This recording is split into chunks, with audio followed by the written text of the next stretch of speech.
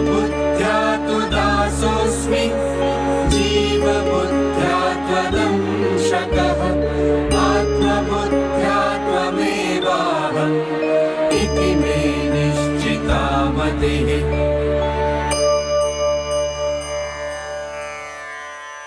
ಶ್ರೀರಾಮನು ಹನುಮಂತನ ಪ್ರಶಂಸನೀಯ ಸೇವೆ ಹಾಗೂ ಶರಣಾಗತಿಯಿಂದ ಪ್ರಸನ್ನನಾಗಿ ಕೇಳಿದ, ಹನುಮಂತ, ನೀನು ನನ್ನನ್ನು ಯಾವ ರೂಪದಿಂದ ನೋಡುತ್ತೀಯೇ?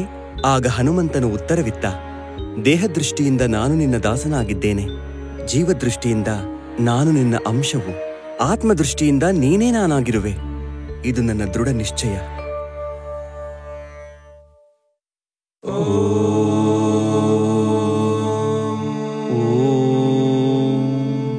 ದೈತ್ಯರಾಜನೇ, ಕಣ್ಣುಗಳನ್ನು ತೆಗೆ.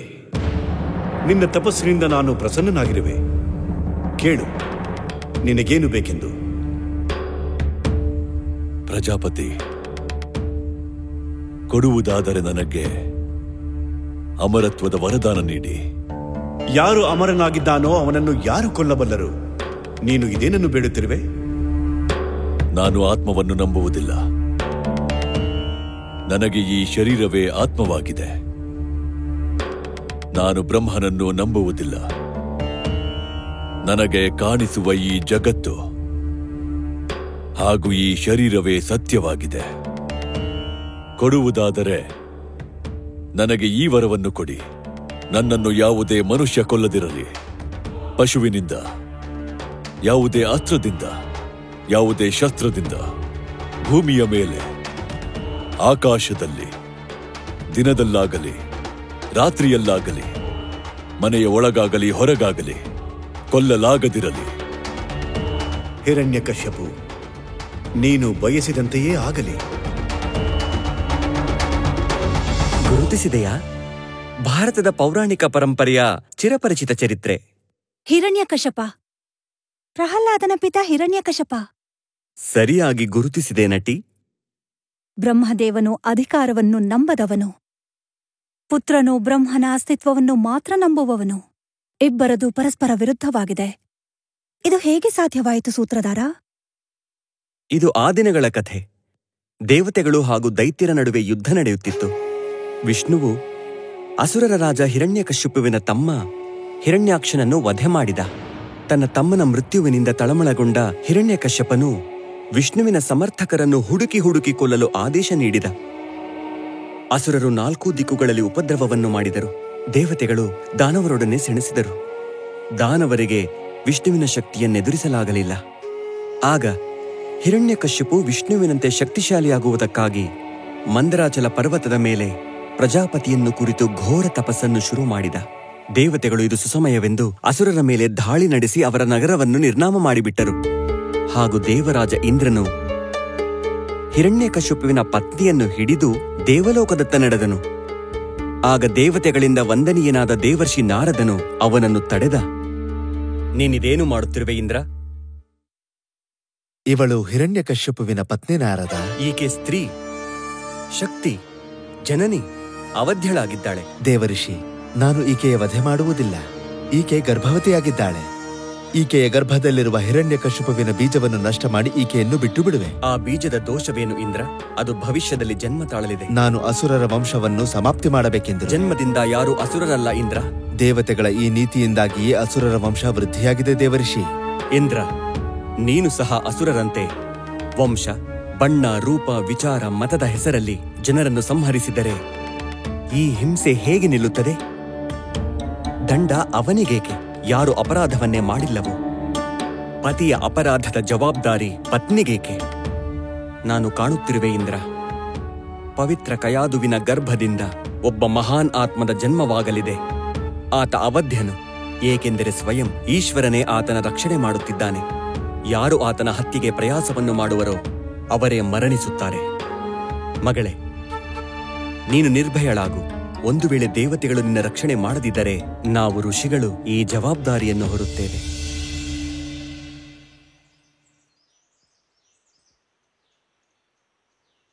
ಮಗಳೇ, ನೀನು ಹಾಲು ಕುಡಿಯುವುದನ್ನು ಮರೆತೆ? ದೇವರ್ಷಿ, ನೀವ್ಯಾಕೆ ಕಷ್ಟ ತೆಗೆದುಕೊಂಡ್ರಿ? ದಾಸ ಹಾಗೂ ದೇವರ್ಷಿಯಲ್ಲಿ ಯಾವ ಅಂತರವೂ ಇಲ್ಲ ಮಗಳೇ. ನಿನ್ನ ಮನೆಯಾಗಿದ್ದರೆ ದಾಸರು ನಿನ್ನ ಸೇವೆ ಮಾಡುತ್ತಿದ್ದರು. ಇದು ಆಶ್ರಮ. ಇಲ್ಲಿ ದೇವರ್ಷಿ ನಿನ್ನ ಸೇವೆಯಲ್ಲಿರುತ್ತಾನೆ. ಮಗಳೇ, ನೀನಿಲ್ಲಿ ನಿರ್ಭಯಳಾಗಿರುವೆ ತಾನೆ? ಒಮ್ಮೊಮ್ಮೆ ಭಯ ಆಗತ್ತೆ ಪಿತಾಶ್ರೀ.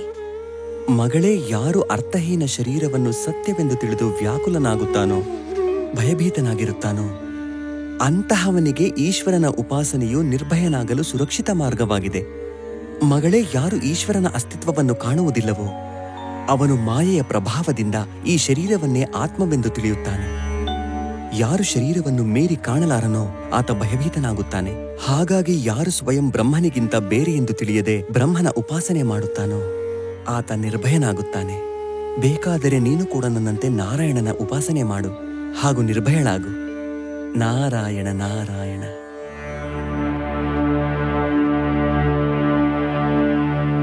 ನಿನಗೆ ಸ್ವಾಗತ ಹಿರಣ್ಯಕಶ್ಯಪು. ನಿನ್ನ ಎಲ್ಲ ಮನೋಕಾಮನೆಗಳು ಪೂರ್ಣವಾಗಲಿ. ಕುಳಿತುಕೋ. ನನ್ನ ಪತ್ನಿಯ ರಕ್ಷಣೆ ಮಾಡಿದ್ದಕ್ಕಾಗಿ ನಾನು ನಿಮಗೆ ಋಣಿಯಾಗಿರುವೆ ದೇವರ್ಷಿ. ಒಂದು ವೇಳೆ ನೀವು ದೇವತೆಗಳ ಹಿತೈಷಿಯಾಗದಿದ್ದರೆ ದೈತ್ಯ ಕುಲದ ಆಚಾರ್ಯರಾಗುತ್ತಿದ್ದಿರಿ. ನನಗೆ ಎಲ್ಲರೂ ಸಮಾನರೇ. ಯಾರು ಪೃಥ್ವಿ, ಆಕಾಶ, ವಾಯು, ಅಗ್ನಿ, ಗ್ರಹ, ನಕ್ಷತ್ರಗಳು, ಪ್ರಾಣಿಗಳು, ಗಿಡಮರಗಳು, ನದಿ, ಸಮುದ್ರಗಳು ಹಾಗೂ ಸೃಷ್ಟಿಯ ಕಣಕಣವನ್ನು ಈಶ್ವರನೆಂದು ಅರಿತು ಅವನ ಉಪಾಸನೆ ಮಾಡುತ್ತಾರೋ ಅಂಥವರಿಗಿಲ್ಲಿ ಭೇದವಿರುವುದಿಲ್ಲ. ಇವು ಕೇವಲ ಬ್ರಹ್ಮವಾಗಿದೆ. ಇವೆಲ್ಲವೂ ಕೇವಲ ನಾನಾಗಿರುವೆ ದೇವಋಷಿ. ನಿನ್ನ ಶಕ್ತಿ ಬಂದಳು. ಪ್ರಜಾಪತಿಯಿಂದ ವರ ಪಡೆದ ಹಿರಣ್ಯಕಶಿಪು ತನ್ನ ತಮ್ಮನ ಮೃತ್ಯುವನ್ನು ನೆನೆದು ದೇವತೆಗಳನ್ನು ದ್ವೇಷಿಸಿದ. ಐಶ್ವರ್ಯದ ಮದದಿಂದ ಅವನು ಶಾಸ್ತ್ರಗಳ ಮರ್ಯಾದೆಯನ್ನು ಉಲ್ಲಂಘನೆ ಮಾಡತೊಡಗಿದ. ಇನ್ನೊಂದೆಡೆ 4 ಕುಮಾರರಲ್ಲಿ ಕಿರಿಯವನಾದ ಪ್ರಹ್ಲಾದ ಇತರೆ ದೈತ್ಯ ಕುಮಾರರೊಡನೆ ಶುಕ್ರಾಚಾರ್ಯರ ಪುತ್ರರಾದ ಷಂಡ ಹಾಗೂ ಅಮರ್ಕರ ಬಳಿ ರಾಜನೀತಿ ಹಾಗೂ ಅರ್ಥನೀತಿಯ ಪಾಠ ಕಲಿಯತೊಡಗಿದ. ಆ ರಾಜನೀತಿ ಹಾಗೂ ಅರ್ಥನೀತಿಯಲ್ಲಿ ತಾನು ಬೇರೆ, ಇತರರು ಬೇರೆ ಎಂಬ ಸುಳ್ಳಿನ ಆಗ್ರಹವಿತ್ತು. ಹೀಗೆ ಒಂದು ದಿನ ಹಿರಣ್ಯಕಶಿಪು ತನ್ನ ಪುತ್ರ ಪ್ರಹ್ಲಾದನನ್ನು ತನ್ನ ಬಳಿ ಕರೆಸಿದ. ಸರಿ ಪುತ್ರ, ನಿನಗೆ ನಮ್ಮ ರಾಜನೀತಿಯಲ್ಲಿ ಯಾವುದು ಸರಿ ಕಾಣಲಿಲ್ಲ? ಭೇದ, ನಾನು ತಾನು ಎಂಬ ಭೇದ, ನಾನು ನನ್ನದೆಂಬ ಸುಳ್ಳಿನ ಆಗ್ರಹ. ಈ ಕಾರಣದಿಂದಾಗಿ ಜೀವ ಸದಾ ಉದ್ವಿಗ್ನನಾಗಿರುತ್ತಾನೆ. ಹಾಗಾದರೆ ಅದನ್ನು ಏನು ಮಾಡಬೇಕು? ಭೇದದಿಂದ ಪಾರಾಗಲು ಆತನು ಭಗವಂತ ಶ್ರೀಹರಿಯ ಶರಣವನ್ನು ಆಶ್ರಯಿಸಬೇಕು.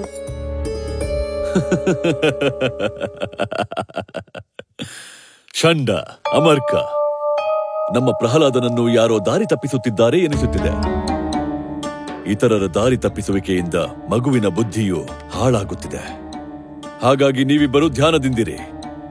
ಇವನ ಬುದ್ಧಿ ಹಾಳಾಗದಂತೆ ಕಾಪಾಡಿ. ಷಂಡ ಹಾಗೂ ಅಮರ್ಕರು ಪ್ರಹ್ಲಾದನಿಗೆ ಅರ್ಥ, ಧರ್ಮ ಹಾಗೂ ಕಾಮದ ಶಿಕ್ಷಣ ನೀಡಿದರು. ಹಾಗೂ ಕೆಲವು ಸಮಯದ ನಂತರ ಸಾಮ, ದಾನ, ದಂಡ, ಭೇದದ ಶಿಕ್ಷಣ ನೀಡಿದರು. ಅವರು ಪ್ರಹ್ಲಾದನನ್ನು ಕಯಾಧುವಿನ ಬಳಿ ಕರೆತಂದರು. ನೋಡು, ಯಾವ ವಿಷಯ ನಿನ್ನ ಪಿತನಿಗೆ ಅಪ್ರಿಯವೋ ಅದನ್ನು ನೀನು ಹೇಳಬೇಡ. ಈಗ ನೀನು ದೊಡ್ಡವನಾಗುತ್ತಿರುವೆ. ಮುಂದೆ ದೈತ್ಯ ಕುಲಕ್ಕೆ ದಾರಿಯನ್ನು ನೀನೇ ತೋರಬೇಕು. ಹೀಗಾಗಿ ನೀನು ನಿನ್ನ ಪಿತನಿಗೆ ಪ್ರಿಯವಾದದ್ದನ್ನೇ ಮಾಡು. ನಂತರ ಕಯಾಧು ಪ್ರಹ್ಲಾದನನ್ನು ಆತನ ಪಿತನ ಬಳಿ ಕರೆದೊಯ್ದಳು. ಏಳು ಪುತ್ರ,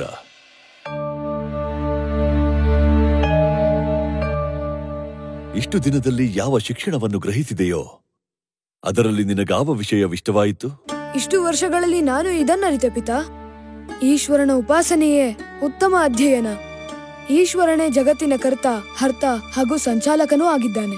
ಮೂರ್ಖರೇ, ನೀವು ಇದೆಂಥ ಶಿಕ್ಷಣ ನೀಡಿದ್ದೀರಿ ನನ್ನ ಪುತ್ರನಿಗೆ? ದೈತ್ಯರಾಜ, ಇದು ಆತನ ಸ್ವಾಭಾವಿಕ ಬುದ್ಧಿಯಾಗಿದೆ. ಹೇಳು, ನಿನಗಿದನ್ನು ಯಾರು ಕಲಿಸುತ್ತಿದ್ದಾರೆ? ಪಿತಾ, ಸಂಸಾರಿಕರು ಸೋತವರನ್ನು ಮತ್ತೆ ಸೋಲಿಸುತ್ತಿದ್ದಾರೆ. ಅವರು ಇಂದ್ರಿಯಗಳ ವಶದಲ್ಲಿರುವ ಕಾರಣ ನಿತ್ಯ ಭೋಗಿಸುತ್ತಿದ್ದಾರೆ, ವಿಷಯಗಳ ಹಿಂದೆ ಓಡುತ್ತಿದ್ದಾರೆ. ಯಾರಿಗೆ ಶರೀರದ ಸುಖವೇ ಉದ್ದೇಶವಾಗಿದೆಯೋ ಅಂಥವರಿಗೆ ಬುದ್ಧಿ ಹೇಳುವರು ಯಾರು?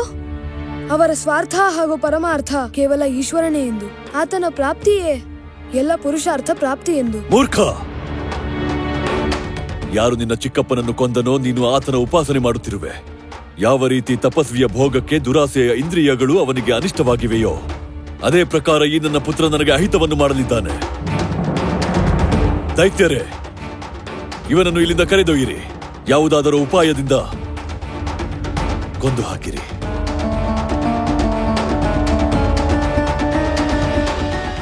ಕತೆ ಹೇಳುತ್ತೆ, ಹಿರಣ್ಯಕಶಿಪುವಿನ ಆಜ್ಞೆಯಂತೆ ಪ್ರಹ್ಲಾದನನ್ನು ಕೊಲ್ಲಲು ನಾನಾ ಪ್ರಯತ್ನ ಪಟ್ಟರು. ಅವನನ್ನು ಆನೆಯ ಮುಂದೆ ನೂಕಲಾಯಿತು, ಸರ್ಪದಿಂದ ಕಚ್ಚಿಸುವ ಪ್ರಯತ್ನ ಮಾಡಲಾಯಿತು, ಎತ್ತರದಿಂದ ನೂಕಲಾಯಿತು, ವಿಷ ಕುಡಿಸಲಾಯಿತು. ಆದರೆ ಎಲ್ಲವೂ ವ್ಯರ್ಥವಾಯಿತು. ಸುಸ್ತಾದ ಮೇಲೆ ಮತ್ತೊಂದು ಬಾರಿ ಷಂಡ ಹಾಗೂ ಅಮರ್ಕರ ಸಲಹೆಯಂತೆ ಶುಕ್ರಾಚಾರ್ಯರು ಬರುವವರೆಗೆ ಪ್ರಹ್ಲಾದನನ್ನು ಗುರುಗೃಹದಲ್ಲೇ ಉಳಿಸಲು ನಿರ್ಣಯಿಸಲಾಯಿತು. ಇಂದ್ರಿಯಗಳ ಮುಖಾಂತರ ಜೀವನು ಯಾವ ಸುಖವನ್ನು ಭೋಗಿಸುತ್ತಾನೋ ಅದು ಯಾವ ಯೋನಿಯದ್ದೇ ಆಗಿರಲಿ, ಅವನಿಗೆ ಆ ಸುಖವು ಕರ್ಮವಶದಿಂದ ಲಭಿಸುತ್ತದೆ. ಇದೇನೆಂದರೆ ಯಾವುದೇ ಪ್ರಕಾರದ ಪ್ರಯತ್ನವಿಲ್ಲದೆ ದುಃಖ ಲಭಿಸಿದಂತೆ. ಹೀಗಾಗಿ ಸಂಸಾರದ ಸುಖಕ್ಕಾಗಿ ಪ್ರಯತ್ನ ಪಡುವ ಅವಶ್ಯಕತೆ ಇಲ್ಲ. ಏಕೆಂದರೆ ಸ್ವಯಂ ಪ್ರಾಪ್ತವಾಗುವ ವಸ್ತುವಿಗಾಗಿ ಪರಿಶ್ರಮಿಸುವುದು ಆಯು ಹಾಗೂ ಶಕ್ತಿಯನ್ನು ವ್ಯರ್ಥಗೊಳಿಸಿದಂತೆ. ನೀವುಗಳು ವಿಷಯಗಳಲ್ಲಿ ಆಸಕ್ತಿಯನ್ನಿಡುವ, ನಾನು ತಾನು, ದೇವತಾ ದಾನವ, ನಿನ್ನದು ನನ್ನದು ಎಂಬ ಭೇದವನ್ನಿಡುವ ದೈತ್ಯರ ಸಂಘವನ್ನು ಬಿಟ್ಟು ಅವನನ್ನು ಅರಿಯುವ ಪ್ರಯತ್ನ ಮಾಡಿ. ಅವನನ್ನು ಅರಿಯಲು ಹೆಚ್ಚಿನ ಪರಿಶ್ರಮ ಮಾಡಬೇಕಿರುವುದಿಲ್ಲ. ಏಕೆಂದರೆ ಅವನು ಅಭೇದನು. ನಿಮ್ಮಲ್ಲಿದ್ದಾನೆ, ನನ್ನಲ್ಲಿದ್ದಾನೆ, ಪಶುವಿನಲ್ಲಿದ್ದಾನೆ, ಪ್ರಾಣಿಗಳಲ್ಲಿದ್ದಾನೆ, ಪರ್ವತಗಳಿಂದ ಹಿಡಿದು ಹುಲ್ಲು ಕಡ್ಡಿಯವರೆಗಿದ್ದಾನೆ. ದೈತ್ಯ ಕುಮಾರರೇ, ಈಶ್ವರನು ಮಾಯೆಯ ಸ್ವಾಮಿಯಾಗಿದ್ದಾನೆ, ಆದರೆ ಜೀವನು ಮಾಯೆಯ ದಾಸನಾಗಿದ್ದಾನೆ. ಈಶ್ವರನು ಕರ್ಮಫಲದಾತನು. ನಮ್ಮಂಥ ಜೀವಿಗಳ ಕಲ್ಯಾಣ ಈಶ್ವರನ ಉಪಾಸನೆಯಿಂದ ಆತನನ್ನು ಪ್ರೇಮಿಸುವುದರಲ್ಲಿದೆ. ವಿಚಿತ್ರ ಮಾತುಗಳನ್ನು ಈ ದೈತ್ಯ ಕುಮಾರರಿಗೆ ಕಲಿಸುತ್ತಿರುವೆಯಾ? ಇಲ್ಲಿಯವರೆಗೆ ನಿನಗೆ ಹುಚ್ಚಿತ್ತು, ಈಗ ಅದನ್ನು ಇತರರಿಗೂ ಹಂಚುತ್ತಿರುವೆಯಾ? ಈಗ ನಿನಗೆ ಇಲ್ಲಿ ಯಾವ ಜಾಗವೂ ಇಲ್ಲ. ಈ ಕ್ಷಣವೇ ನಿನ್ನ ಪಿತನ ಬಳಿ ನಡಿ, ಅವರೇ ಈಗ ನಿರ್ಣಯ ಮಾಡಲಿ. ಕುಲಕಳಂಕ, ಯಾರ ಕ್ರೋಧವು ದೇವತೆಗಳನ್ನು ಕಂಪಿಸುತ್ತದೋ ಅವನಿಂದ ನಿನಗೆ ಭಯವಾಗುವುದಿಲ್ಲವೇ? ಯಾರ ಬಲದಿಂದ ನೀನು ನನ್ನ ಅವಹೇಳನ ಮಾಡುತ್ತಿರುವೆ? ನನ್ನ ಆಜ್ಞೆಯನ್ನು ಉಲ್ಲಂಘನೆ ಮಾಡುತ್ತಿರುವೆ. ಅವನು ಹೇಗೆ ನನ್ನ ಬಲವೋ ಅವನೇ ನಿಮ್ಮ ಬಲವೂ ಆಗಿದ್ದಾನೆ. ಇಲ್ಲಿಯ ಪ್ರತಿ ಜೀವಿಯ ಬಲವಾಗಿದ್ದಾನೆ. ಅವನೇ ಇಂದ್ರಿಯ ಬಲ, ಮನೋಬಲ, ದೇಹ ಬಲವಾಗಿದ್ದಾನೆ. ಅವನೇ ರಚನೆಕಾರ, ಪಾಲಕ ಹಾಗೂ ಸಂಹಾರಕನಾಗಿದ್ದಾನೆ. ಅವನು 3 ಗುಣಗಳ ಸ್ವಾಮಿಯಾಗಿದ್ದಾನೆ. ಯಾರವನು? ಅವನು ಜಗತ್ತಿನ ಸ್ವಾಮಿಯಾಗಿದ್ದಾನೆ. ಹೇ ಮಂದಬುದ್ಧಿ, ನಿನ್ನ ಹುಚ್ಚಾಟ ಈಗ ಮಿತಿ ಮೀರುತ್ತಿದೆ. ಅಭಾಗ್ಯ, ನನ್ನನ್ನು ಹೊರತುಪಡಿಸಿ ಈ ಜಗತ್ತಿಗೆ ಸ್ವಾಮಿ ಯಾರು? ಪಿತಾ, ನೀವು ನಿಮ್ಮ ಅಸುರ ಭಾವವನ್ನು ತ್ಯಜಿಸಿ ಹಾಗೂ ನಿಮ್ಮ ಮನಸ್ಸನ್ನು ಎಲ್ಲರ ಪ್ರತಿ ಸಮಾನವಾಗಿ ನೋಡಿ. ಈ ಜಗತ್ತಿನಲ್ಲಿ ನಮ್ಮ ವಶದಲ್ಲಿರದ ಮನಸ್ಸಿಗಿಂತ ಬೇರೆ ಶತ್ರುವಿಲ್ಲ. ಯಾರು ನಾನು 10 ದಿಕ್ಕುಗಳನ್ನು ಗೆದ್ದೆನೆಂದು ತಿಳಿಯುತ್ತಾನೋ ಅವನು ತನ್ನ ಮನಸ್ಸು ಹಾಗೂ ಇಂದ್ರಿಯಗಳೆಂಬ ಡಾಕುಗಳನ್ನು ಜಯಿಸುವುದಿಲ್ಲವೋ ಅವನಿಗಿಂತ ಮೂರ್ಖರ್ಯಾರಿದ್ದಾರೆ? ಸುಮ್ಮನಿರು. ಯಾರು ಸಾಯಲು ಬಯಸುತ್ತಾನೋ ಅವನೇ ಇಂತಹ ಅರ್ಥವಿಲ್ಲದ ಮಾತನಾಡುತ್ತಾನೆ. ಹೇಳು, ಎಲ್ಲಿದ್ದಾನೆ ನಿನ್ನ ಜಗತ್ತಿನ ಸ್ವಾಮಿ? ಅವನು ಸರ್ವತ್ರವಿದ್ದಾನೆ ಪಿತಾ. ಏನಂದೆ? ಅವನು ಸರ್ವತ್ರನೇ. ಅವನು ಸರ್ವತ್ರನಾದರೆ ಈ ಕಂಬದಲ್ಲಿ ಏಕೆ ಕಾಣಿಸುತ್ತಿಲ್ಲ? ನನಗೆ ಅವನು ಈ ಕಂಬದಲ್ಲೂ ಕಾಣಿಸುತ್ತಿದ್ದಾನೆ ಪಿತಾ. ಏಕೆ ನೀನು ಸುಮ್ಮನೆ ಹರಟುತ್ತಿರುವೆ? ಈಗ ಈ ಸಮಯದಲ್ಲಿ ನಾನು ನಿನ್ನ ಶಿರವನ್ನು ಶರೀರದಿಂದ ಬೇರೆ ಮಾಡುವೆ. ನೋಡುವೆ ಆ ನಿನ್ನ ಸರ್ವಸ್ವಹರಿ ಹೇಗೆ ನಿನ್ನ ರಕ್ಷಣೆ ಮಾಡುತ್ತಾನೆ. ಎಲ್ಲಿದ್ದಾನವನು? ಎಲ್ಲಿದ್ದಾನೆ?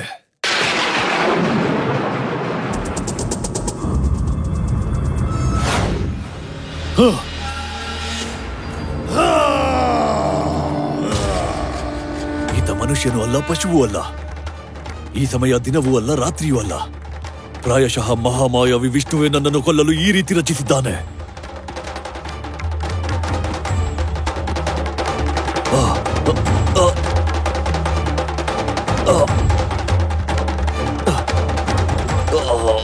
ಅಲ್ಲಿ ನೋಡು ಸೂತ್ರಧಾರ, ಯಾವ ಹಿರಣ್ಯಕಶಪುವಿನ ಚರ್ಮದ ಮೇಲೆ ವಜ್ರವು ಒಂದು ಚಿಕ್ಕ ಗಾಯವನ್ನು ಮಾಡಲಾಗಲಿಲ್ಲವೋ ಅವನು ಹೇಗೆ ಪಂಚುಗಳಿಂದ ಹೊರಬರಲು ಚಟಪಟಿಸುತ್ತಿದ್ದಾನೆ. ಇದೇನು? ಭಗವಂತ ಅವನನ್ನು ಸಭೆಯ ಬಾಗಿಲ ಬಳಿ ಎತ್ತಿ ತಂದ, ತಮ್ಮ ತೊಡೆಯ ಮೇಲೆ ಮಲಗಿಸಿದ. ಹೇಗೆ ಗರುಡ ಮಹಾವಿಷಧರ ಸರ್ಪವನ್ನು ಸೀಳುತ್ತಾನೋ ಹಾಗೆ ತನ್ನ ಉಗುರುಗಳಿಂದ ಸೀಳುತ್ತಿದ್ದಾನೆ.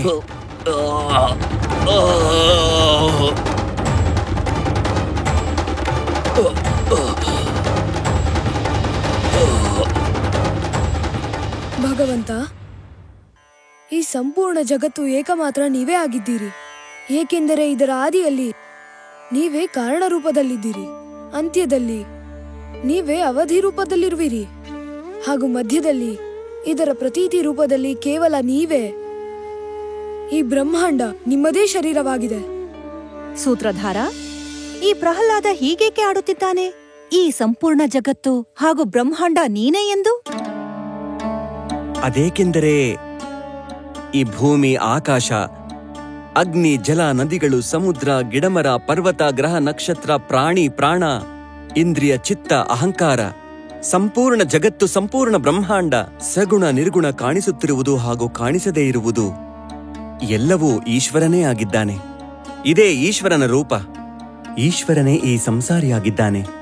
ಈಗ ಮುಂದೆ ಪ್ರಹ್ಲಾದನು ಜೀವಿಗಳ ಮನಸ್ಸಿನ ವ್ಯಥೆಯನ್ನು ಹೇಳುತ್ತಿದ್ದಾನೆ. ವೈಕುಂಠನಾಥ, ನನ್ನ ಮನಸ್ಸು ತುಂಬಾ ದುರ್ದಶೆಯಲ್ಲಿದೆ. ಇದು ಸದಾ ಕಾಮನೆಗಳಲ್ಲಿ ಆತುರದಿಂದಿರುತ್ತದೆ. ಇಂತಹ ಮನಸ್ಸಿನಿಂದ ನಾನು ಹೇಗೆ ನಿಮ್ಮ ಚಿಂತನೆ ಮಾಡಲಿ? ಎಂದಿಗೂ ತೃಪ್ತಿ ಹೊಂದದ ಈ ನಾಲಗೆ ನನ್ನನ್ನು ಸ್ವಾದಿಷ್ಟ ರಸಗಳತ್ತ ಎಳೆಯುತ್ತದೆ. ಜನನೇಂದ್ರಿಯ ಕಾಮದತ್ತ, ಚರ್ಮ ಕೋಮಲ ಸ್ಪರ್ಶದತ್ತ, ಹೊಟ್ಟೆ ಭೋಜನದತ್ತ, ಮೂಗು ಸುಗಂಧದತ್ತ, ಕಿವಿ ಮಧುರ ಸಂಗೀತದತ್ತ ಹಾಗೂ ಚಂಚಲವಾದ ಕಣ್ಣು ಸುಂದರತೆಯತ್ತ ನನ್ನನ್ನು ಎಳೆಯುತ್ತಿವೆ. ಕರ್ಮಗಳ ಬಂಧನದಿಂದ ಬಂಧಿಸಲ್ಪಟ್ಟ ಜೀವ ನನ್ನದು, ಇದು ನನ್ನದು, ಇದು ಇತರರದ್ದು ಎಂಬ ಭೇದ ಭಾವದಿಂದ ಮುಕ್ತನಾಗದೆ ಕೆಲವರೊಡನೆ ಮಿತ್ರತ್ವವನ್ನು, ಕೆಲವರೊಡನೆ ಶತ್ರುತ್ವವನ್ನು ಮಾಡುತ್ತದೆ. ಈ ಮೂರ್ಖ ಜೀವಜಾತಿಗಳ ದುರ್ದಶೆಯನ್ನು ಕಂಡು ಇವರತ್ತ ಕರುಣೆ ತೋರು ಭಗವಂತ. ತಾಳು ಸೂತ್ರಧಾರ. ಒಂದು ವೇಳೆ ಈಶ್ವರನೇ ಜೀವ ಹಾಗೂ ಜಗತ್ತಾದರೆ ಜೀವ, ಜಗತ್ತು ಹಾಗೂ ಈಶ್ವರನಲ್ಲಿ ಅಂತರವೇಕೆ? ಈ ವಿಷಯವನ್ನೇ ನೀನು ಹಾಗೂ ನಾನು ಅರ್ಥ ಮಾಡಿಕೊಳ್ಳುತ್ತಿಲ್ಲ. ತತ್ವದೃಷ್ಟಿಯಿಂದ ಏಕಮೇವ ಅದ್ವಿತೀಯತಮ ಬ್ರಹ್ಮ, ಅಂದರೆ ಬ್ರಹ್ಮ ಒಬ್ಬನೇ, ಆತ ಅದ್ವೈತನಾಗಿದ್ದಾನೆ. ಇಲ್ಲಿ ಬ್ರಹ್ಮನನ್ನು ಹೊರತುಪಡಿಸಿ ಬೇರಾವುದಕ್ಕೂ ಅಸ್ತಿತ್ವವೇ ಇಲ್ಲ. ಅಂದರೆ ಜೀವ, ಜಗತ್ತು ಹಾಗೂ ಈಶ್ವರ ಒಂದೇ ಅಲ್ಲವೇ? ಖಂಡಿತ. ಬ್ರಹ್ಮನು ಈ ಸಂಸಾರವನ್ನು ಮಾಡಿದ, ಸ್ವಯಂ ತಾನೇ ಮಾಡಿದ. ಹೀಗಾಗಿ ಬ್ರಹ್ಮನೇ ಜೀವ, ಈ ಸಂಸಾರ ಹಾಗೂ ಈಶ್ವರನೂ ಕೂಡ. ಹೇಗೆ ಜಲ ಬ್ರಹ್ಮವೋ ಹಾಗೆ ಸಮುದ್ರ ಈಶ್ವರ, ಹಾಗೂ ಸಮುದ್ರದ ಅಲೆಗಳು ಜಗತ್ತು ಹಾಗೂ ಜೀವ. ಹಾಗಾದರೆ ಜೀವ ಹಾಗೂ ಜಗತ್ತಿನ ಸಂಬಂಧವೇನು? ಜೀವ ಹಾಗೂ ಜಗತ್ತಿನ ಸಂಬಂಧ ಹೇಗಿದೆ ಎಂದರೆ ದ್ರಷ್ಟ ಹಾಗೂ ದೃಶ್ಯದಂತೆ, ಕರ್ತ ಹಾಗೂ ಕರ್ಮದಂತೆ, ಭೋಕ್ತ ಹಾಗೂ ಭೋಗ್ಯದಂತೆ. ಅಂದರೆ ಜೀವ ದ್ರಷ್ಟ, ಭೋಕ್ತ, ಕರ್ತ ಆಗಿದೆ, ಹಾಗೂ ಜಗತ್ತು ದೃಶ್ಯ, ಕರ್ಮ ಹಾಗೂ ಭೋಗ್ಯ. ಆದ್ರೆ ಈಗ ತಾನೇ ನೀನ್ ಹೇಳ್ದೆ ಜೀವ, ಜಗತ್ತು, ಈಶ್ವರ ಒಂದೇ ಅಂತ. ಅಂದ್ರೆ ದ್ರಷ್ಟ, ಕರ್ತ ಹಾಗೂ ಭೋಕ್ತಾನು ಬ್ರಹ್ಮನೇ ಆದ, ಹಾಗೂ ದೃಶ್ಯ, ಕರ್ಮ, ಭೋಗ್ಯವೂ ಬ್ರಹ್ಮನೇ ಆಯಿತು. ಹಾಗಾದರೆ ನೀನಾರು, ನಾನಾರು? ನಿನ್ನದೇನಿದೆ, ನನ್ನದೇನಿದೆ, ನಮ್ಮದೇನಿದೆ ಹಾಗೂ ಇತರರದೇನಿದೆ ಯೋಚಿಸುತ್ತಿರುವೆಯಾ?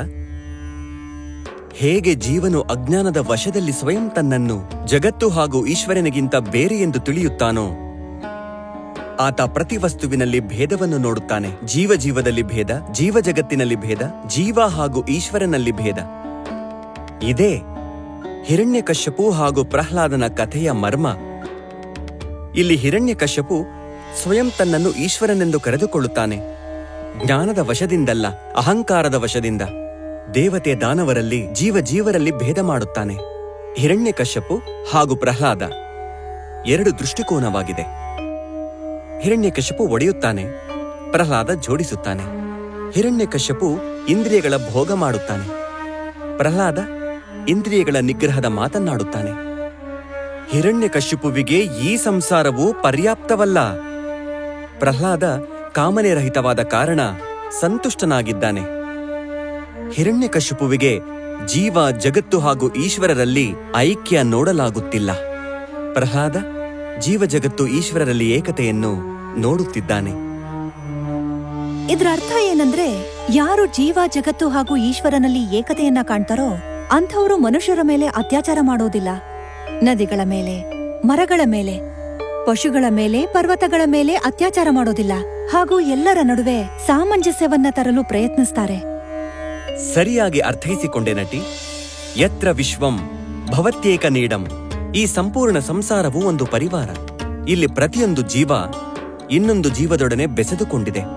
ಸಮುದ್ರದ ಎಲ್ಲಾ ಅಲೆಗಳು ಸಮುದ್ರದಿಂದಲೇ ಹುಟ್ಟುತ್ತವೆ ಹಾಗೂ ಅದರಲ್ಲೇ ವಿಲೀನವಾಗುತ್ತವೆ. ಪ್ರತಿ ಅಲೆ ವಾಸ್ತವದಲ್ಲಿ ಸಮುದ್ರವೇ, ಜಲವೇ ಆಗಿದೆ. ನೀರಿನಿಂದ ಏಳುವ ಅಲೆಯನ್ನು ನೋಡಿದಾಗ ನಮಗೆ ಅನಿಸುತ್ತದೆ ಒಂದು ಅಲೆಯಿಂದ ಇನ್ನೊಂದು ಅಲೆ ಹುಟ್ಟಿದಂತೆ ಕಾಣಿಸುತ್ತದೆ. ಪ್ರತಿ ಅಲೆಯು ವಾಸ್ತವದಲ್ಲಿ ನೀರೇ ಆಗಿದೆ. ಇದೇ ರೀತಿ ಪ್ರತ್ಯೇಕ ಜೀವವು ಬ್ರಹ್ಮವೇ ಆಗಿದೆ. ಒಂದು ವೇಳೆ ಜೀವನು ಇದನ್ನು ಅರಿತರೆ ಅವನಿಗೆ ಇಡೀ ಬ್ರಹ್ಮಾಂಡದಲ್ಲಿ ಕೇವಲ ಒಂದೇ ಘೋಷ ಕೇಳಿಸುತ್ತದೆ, ಅಹಂ ಬ್ರಹ್ಮಾಸ್ಮಿ. ಯಾರು ಇದನ್ನು ಅರಿಯುತ್ತಾನೋ ಆ ಜೀವವು ಜೀವದೊಡನೆ ಸ್ಪರ್ಧೆ, ಜೀವದೊಡನೆ ಈರ್ಷೆ ಹಾಗೂ ಸಂಸಾರವನ್ನು ಜಯಿಸಬೇಕೆಂಬ ಇಚ್ಛೆಯಿಂದ ದೂರವಾಗುತ್ತಾನೆ. ಯಚ್ಚ ಕಿಂಚಿತ್ ಜಗತ್ ಸರ್ವಂ ದೃಶ್ಯತೆ ಶ್ರೂಯತೆಪಿ ವಾ ಅಂತರ್ಬಹಿಶ್ಚ ತತ್ ಸರ್ವಂ ವ್ಯಾಪ್ಯ ನಾರಾಯಣ ಸ್ಥಿತಃ. ಇಲ್ಲಿ ಏನೆಲ್ಲ ಈ ಜಗತ್ತಿನಲ್ಲಿ ಕಾಣುತ್ತಿದೆಯೋ ಹಾಗೂ ಕೇಳುತ್ತಿದೆಯೋ ಆ ಎಲ್ಲದರ ಒಳಗೆ ಹೊರಗೆ ನಾರಾಯಣನೇ ವ್ಯಾಪ್ತನಾಗಿದ್ದಾನೆ. ಯಸ್ಯ ಪ್ರಸಾದಾತ್ ಭವಮಂಗಲಾತ್